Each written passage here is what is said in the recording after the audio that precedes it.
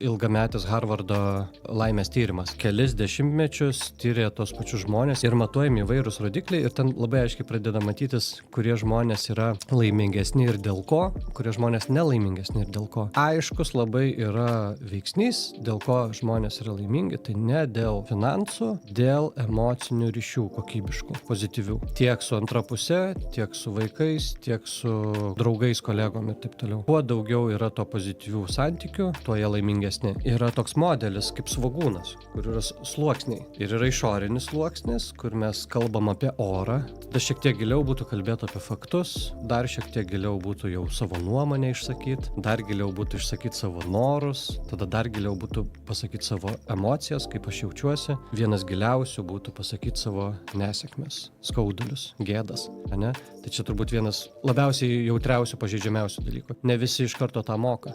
Bet kuo labiau mokam, tuo tada daugiau progų mes turim sukurti tokius santykius. Tiek poroj, svarbu tas emocinis intymumas, su draugais,